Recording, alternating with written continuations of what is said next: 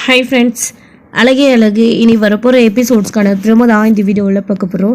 வாங்க ஃப்ரெண்ட்ஸ் பார்க்கலாம்.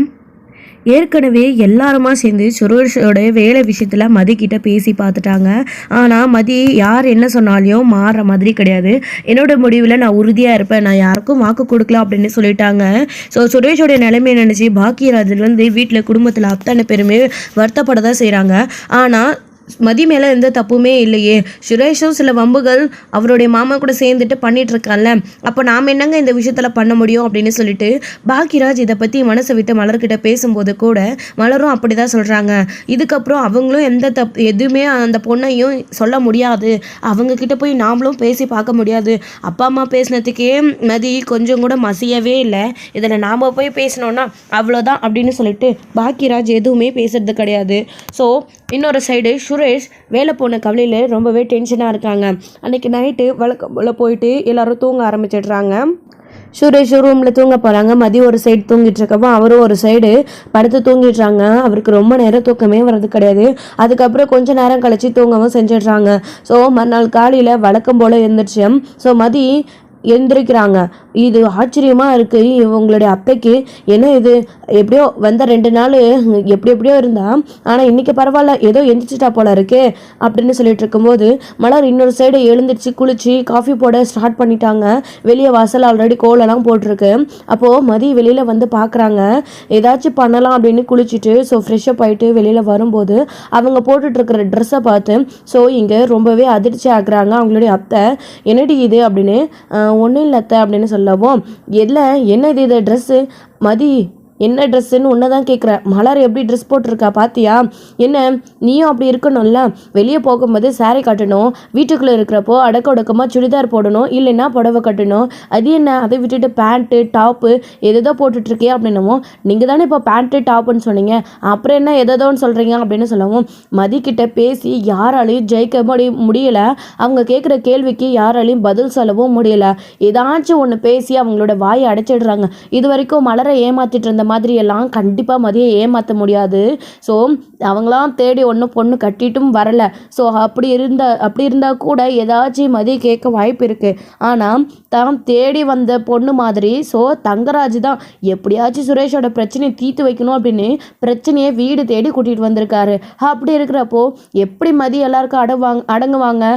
அவங்களுக்கு அந்த கோபம் இருக்குல்ல, திடீர்னு இப்படி நம்மளை பிடிச்சி கல்யாணம் பண்ணி வச்சுட்டாங்களே அப்படின்னு. அதுக்காக இந்த குடும்பத்தை வெறுக்கல, ஆனால் அவங்க வீட்டில் அவங்க எப்படி இருந்தாங்களோ 1 இன்ச் கூட மாறாமல் அப்படியே இருக்காங்க. நம்ம தங்கராஜும் சுரேஷும் தான் தப்பு கணக்கு போட்டுட்டாங்க. கல்யாணம் பண்ணால் எல்லாமே மாறிடும், அவள் மாறிடுவா அப்படின்னு சொல்லிட்டு. ஆனால் அது கிடையாது. ஸோ மின்னியை விட இப்போ இவங்க கேட்குற கேள்விக்கு எல்லாத்துக்கும் இதே பதில் தான் சொல்கிறாங்க. அப்படி சொல்லிட்டு கிச்சனுக்கு போகிறாங்க. காஃபி போட்டுட்ருக்காங்க. மதி காஃபி குடிக்கிறியா அப்படின்னு, இல்லை நான் டீ காஃபியில் குடிக்கிறதில்ல, எப்பயுமே ஒன்லி பிளாக் டீ தான் அப்படின்னு சொல்கிறாங்க. ஓ அப்படியா, ஏதாச்சும் போட்டுட்டுமா அப்படின்னு, இல்லை நானே போட்டுக்கிறேன் அப்படின்னு சொல்லிட்டு அவங்களே போட்டு குடிக்கிறாங்க. போட்டு குடிச்சதுக்கப்புறமா நான் வெளியே வாசல் தெளித்து கோலம் போடுவா அப்படின்னுமோ, அதெல்லாம் ஆல்ரெடி செஞ்சாச்சு மதி அப்படின்னு சொல்கிறாங்க. அப்புறம் வேற என்ன, பாத்திரம் விளக்கட்டுமா அப்படின்னு சொல்லுவோம். நைட்டே எல்லாத்தையும் வாஷ் பண்ணியாச்சு இல்லை, இதுக்கு மேலே சமைச்சாதான் பாத்திரம் விழும், எல்லாரும் சாப்பிட்டாதான், பாத்திரமும் எதுவும் இல்லை அப்படின்னு சொல்கிறாங்க. சரி உங்களுக்கு நான் சமைக்க ஹெல்ப் பண்ணுறேன் அப்படின்னு சொல்லுவோம். அதெல்லாம் இன்னும் வேணாம் மதி, நானே எல்லாத்தையும் செஞ்சுட்டேன் அப்படின்னு சொல்கிறாங்க. அது எப்படி, நீங்களே எல்லாத்தையும் தனியால் செய்வீங்க, நான் ஹெல்ப் பண்ணுறேன் அப்படின்னு. அது வேண்டாம் மதி விடு, இன்னும் கொஞ்சம் லேட் ஆகும், நான் எப்பயுமே சீக்கிரமாக இந்த டைமுக்கு எழுந்து இந்த டைமுக்கு இது செய்யணும்னு சொல்லிட்டு ஒரு அப்படியே லிஸ்ட்டு மாதிரி போட்டு வச்சுருப்பேன். இப்போ சமைக்க ஸ்டார்ட் பண்ண மாட்டேன், இன்னும் கொஞ்சம் நேரம் கழிச்சுதான், நம்ம இப்போவே ஸ்டார்ட் பண்ணிட்டா ஸோ சமைச்சு வச்சுட்டா சாப்பாடெல்லாம் ஆறி போயிடும், அதனால இன்னும் கொஞ்சம் நேரம் கழிச்சு தான் நான் சமைப்பேன் அப்படின்னு சொல்லவும். ஓ அப்படியா, இப்போ நான் என்ன பண்ணேன், எனக்கு போர் அடிக்குது அப்படின்னு சொல்கிறாங்க. போர் அடிக்குதுன்னா ஏதாச்சும் போய் பண்ணு அப்படின்னும். இந்நேரத்துக்கு என்ன பண்ணுறது, பேசாமல் நான் ஜாகிங் போட்டுமா அப்படின்னு சொல்கிறாங்க. என்ன சொல்கிற நீ, ஜாக்கிங்கெல்லாம் போவியா அப்படின்னவும், போவேனே, வீட்டு சுற்றி இருக்கிற அங்கிள் எல்லாம் போவாங்க, அவங்க கூட சேர்ந்து நானும் தினமும் இந்த மாதிரி காலையில் எழுந்திரிச்சு வாக்கிங் போவேன். ஆனால் இப்போ தான் ஒரு வாரமாக சரியாக வாக்கிங்கே போகிறதில்ல அப்படின்னு சொல்லவும், சரி அப்போது நீ ஜாகிங் போயிட்டு வந்துருப்போ அப்படின்னு சொல்கிறாங்க. உண்மையிலே வா அப்படின்னு சொல்லவும், உங்களுக்கு எதுவும் ஹெல்ப் வேணுமா அப்படின்னு. இப்போ வேண்டாம், நீ ஜாகிங் போயிட்டு வா, அதுக்கப்புறமா எனக்கு ஹெல்ப் பண்ணு சமைக்கும் போது சரியா அப்படின்னுவும். சரி நான் போயிட்டு வந்துடுறேன் அப்படின்னு சொல்லிட்டு ஜாகிங் போகிறதுக்காக வராங்க. அப்போ தான் அவருடைய மாமாவும் எந்திரிச்சு அவங்களோட அவருடைய ஒய்ஃப் கிட்ட நான் அப்படியே வெளியில் கொஞ்சம் காத்தாட நடந்து போயிட்டு வரேன், வாக்கிங் போகிறேன் அப்படின்னு சொல்லிட்டு அவரும் கிளம்பி போகிறாரு. ஸோ அவர் வாக்கிங் போகிறாரு, ஆனால் நம்ம மதி வந்து ஜாகிங் போகிறாங்க. ஸோ அப்படி போயிட்டு இருக்கும்போது ஸோ அவருடைய மாமாவையும் மீட் பண்ணுறாங்க. என்னம்மா நீ இங்கே அப்படின்னு கேட்கவும், நானும் அங்கிள் ஜாகிங் தான் வந்தேன், நீங்கள் அப்படியா? இந்த வயசில் என்னால் எங்கம்மா ஓட முடியும், நான் அப்படியே சும்மா நடந்துட்டுருக்கேன் அப்படின்னு. ஓ நீங்கள் அப்போ வாக்கிங் போகிறீங்க, உங்கள் ஹெல்த்துக்கு இது கரெக்ட் தான் அப்படின்னு சொல்லிட்டு இருக்காங்க. ஓ அப்படி சரி நம்ம 2 பேரும் சேர்ந்தே போகலாமா அப்படின்னு சொல்லிட்டு இருக்கவும், அங்கிள் நீங்கள் நடந்து வரீங்க, நான் வேகமாக போகணும், உங்கள் கூட எல்லாம் என்னால் நடந்துட்டு இருக்க முடியாது, நான் கிளம்புறேன் அப்படின்னு சொல்லிட்டு வேகமாக ஓடி வந்துடுறாங்க. அவங்க அந்த ட்ரெஸ்ஸை போட்டுட்டு ஓடுறது அவரால் பார்க்கவே முடியல. சுற்றி முற்றி இருக்கிற அத்தனை பேரும் பார்க்குறாங்கன்னு அவங்களுக்கு அசிங்கமாக இருக்குது. அவங்க கொஞ்சம் அந்த காலத்து ஆளுங்க, இந்த மாதிரி எல்லாம் ட்ரெஸ் பண்ணால் கொஞ்சம் தப்பாக தான் நினைப்பாங்க. என்னது இது இந்த மாதிரி அரைங்குறைமாக ட்ரெஸ் போட்டுட்டு போயிட்டுருக்கா, அதுவும் சுரேஷ் வந்து போலீஸு, அவனோட பண்டியாட்ட இது அந்த வீட்டோடைய மருமகளா அப்படின்னு அவங்களுடைய மாமா மாமியார், அது மட்டும் இல்லாமல் சுரேஷ் அந்த வீட்டில் இருக்கிற அத்தனை பேரையும் தானே குறித்து பேசுவாங்க. அதனால தான் அவங்க அந்த அளவுக்கு நினச்சிட்டு வீட்டுக்கு கோவமாக வந்துட்டு இருக்காங்க. அது என்ன பண்ணுறாங்க, வந்த உடனே வந்து திரும்பவும் போயிட்டு ஃப்ரெஷ்அப் ஆகிட்டு வேறு ட்ரெஸ் வந்து சுடிதார் வந்து போட்டுட்டு வராங்க.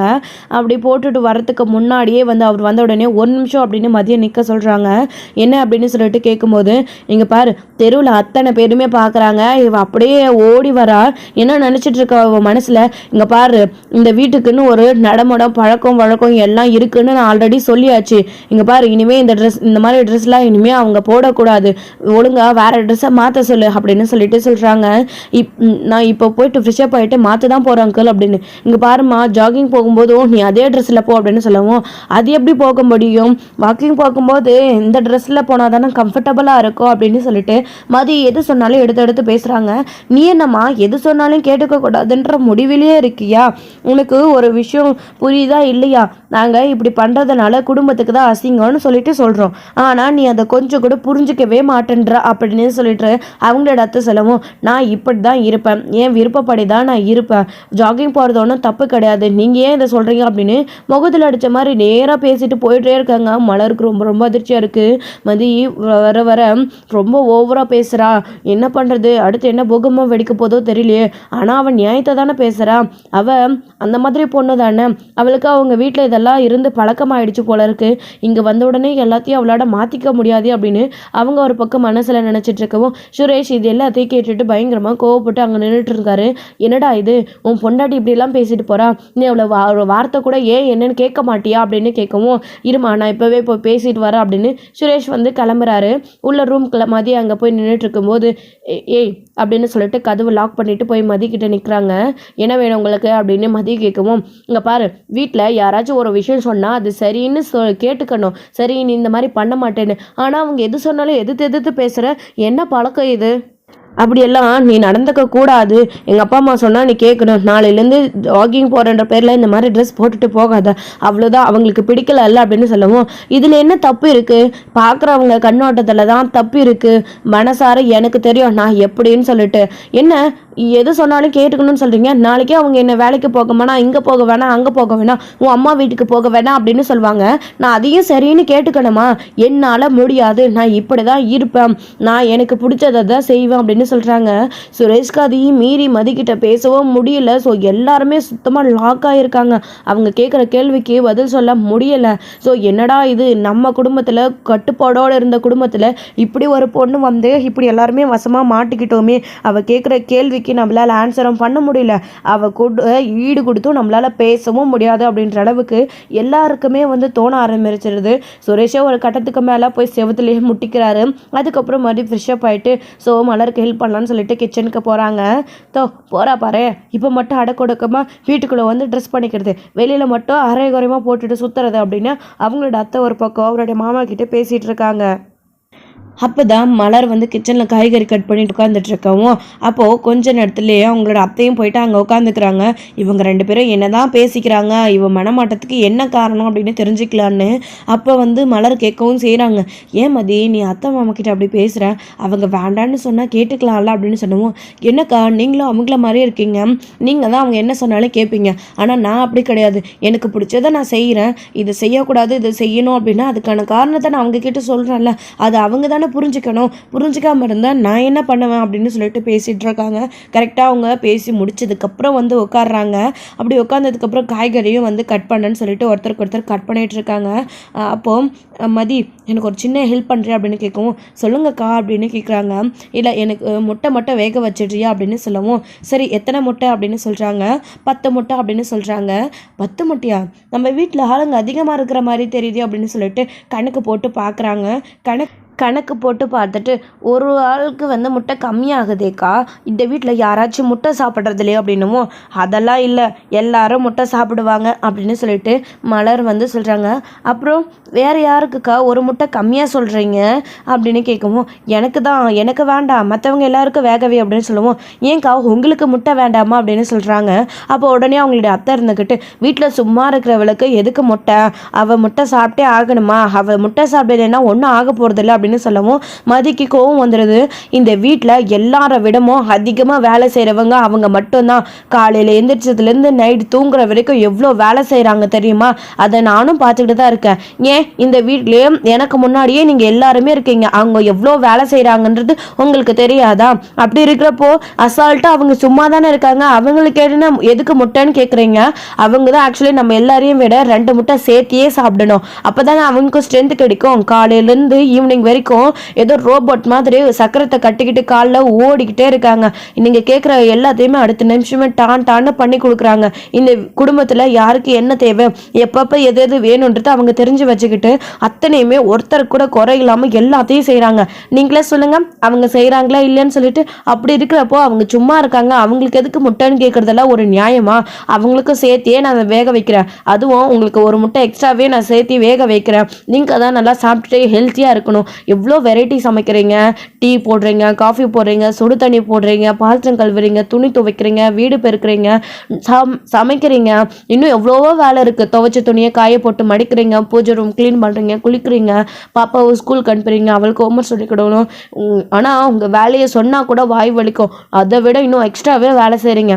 இப்படி இருக்கிறப்போ நீங்கள் தான் ஹெல்த்தியாக இருக்கணும் அப்படின்னு மலருக்காக மதி வந்து பேசவோ அவங்களுக்கு ஒரு நிமிஷம் கண்ணே கலங்கிடுது. ரொம்ப சந்தோஷமாக இருக்குது. அப்படியே ஹக் பண்ணுறாங்க. என்ன மலரு அப்படின்னவும், அத்தை ஒன்றும் இல்லை அத்தை, மதி பரவாயில்ல விடு அப்படின்னு சொல்லவும், இருங்கக்கா அப்படின்னு சொல்லிட்டு போயிட்டு வேக வைக்கிறாங்க. ஆமாம், நாங்கள் யார் என்ன சொன்னாலையும் அதுக்கு ஆப்போசிட்டாக தான் நீ பேசுவியா, எது சொன்னாலும் கேட்டுக்க கூடாதுன்னு நீ இருக்கியா அப்படின்ற மாதிரி அவங்க சொல்கிறாங்க. அவங்களோட அத்தை அப்படியெல்லாம் எதுவும் இல்லை, நான் கரெக்டாக தான் பேசுகிறேன். இவ்வளோ நாளாக இப்படி தான் அவங்கள நடத்திட்டு இருந்தீங்களா? அவங்க ஒன்றும் வேலைக்காரிங்க இல்லை, இந்த வீட்டுக்கு உங்களுடைய மருமக தானே. அப்படி இருக்கிறப்போ ஏன் அப்படி அவங்களுக்கு சும்மா இருக்கிறவங்களுக்கு எதுக்கு முட்டைன்னா ஒரு வேலைக்கார போட்டுக்க வேண்டியது தானே. எவ்வளோ வேலை அவங்க செய்யலை, சும்மா தான் இருக்காங்க அப்படின்னா ஒரு நாள் அவங்க சும்மா இருந்து பார்த்தா தான் இந்த வீடு எந்த நிலமையில இருக்குன்றது புரியும் அப்படின்னு சொல்லிட்டு எதுக்கு எடுத்தாலே மதி கூட பேசிகிட்டே இருக்காங்க. ஒரு கட்டத்துக்கு மேலே அவங்க அங்கேருந்து கிச்சன்லேருந்து இவகிட்ட பேசி ஜெபிக்க முடியாதுன்னு எந்திரிச்சே போயிடுறாங்க. போனதுக்கப்புறமா அவருடைய ஹஸ்பண்ட் கிட்ட போயிட்டு இப்படியெல்லாம் நடக்குது அப்படின்னு சொல்லிட்டு பேசிகிட்டு இருக்காங்க.